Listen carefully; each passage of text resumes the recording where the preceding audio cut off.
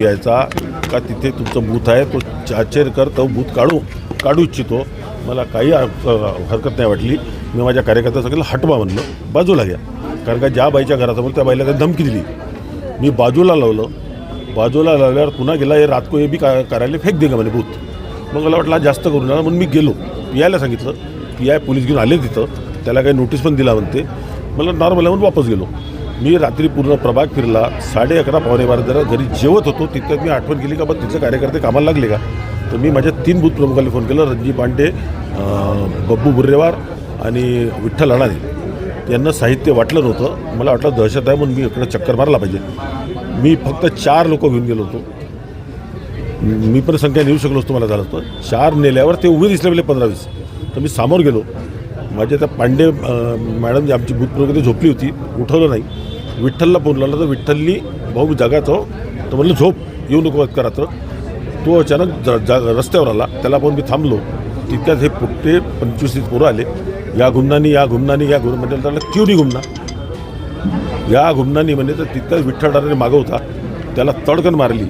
मी पळू शकलो असतो पण मी पळालो असतो तर माझ्यासारखा भेकड नगरसेवक नाही. 100 नगरसेवक पद गेले चालते. त्याच्या अडवण्याकरता मी वाकलो होती. मग माझ्यावर 25-30 पोट्ट्यांनी एकदम हमला केला. आणि ते 70-80-100च्या संख्येत असावेत, कारण तोंडाला कपडे बांधून असेल ते. मग मला त्यांनी पाडल्यावर प्रवीण मतेला साईडला नेऊन आणि रुपेश ठाकरेला अक्षरच्या पिक्चरमध्ये पाहतो तसे मारत होते. मी पडल्यावर उठून त्याला वाचवायला गेलो. पुन्हा माझ्या खरचटलं. मला त्यांनी पाडलं हाताच्या बरोबर आणि इथं धाडकर कार नेली अंगावर. जर एकदा कदाचित पोटावून गेली असती किंवा छातीवर गेली असती तर ते मृत्यू झाला असता, किंवा हाताला अडवलं नसतं तर डोक्यावर मारला असता. म्हणजे पूर्ण मर्डरचा यांचा प्लॅनिंग होता.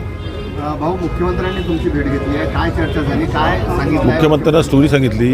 तुम्हीच प्रश्न विचारला का तुमचा मित्र आहे म्हणून आले का. तो मित्र म्हणून नाही. तो त्यांनी उत्तर दिलं 35 वर्षाचा जुना कार्यकर्ता आहे. भूषण शिंगणे असा किंवा कोणी जर अशा कार्यकर्त्यावर कोणी गुंड प्रवृत्तीचा हमला करत असेल तुम्ही त्याला सोडणार नाही.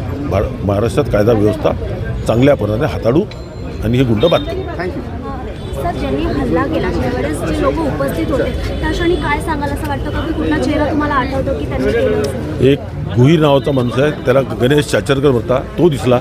बाकीचे चेहरे लोक. लोकशाही मराठी ऐका, पहा, जागरूक रहा.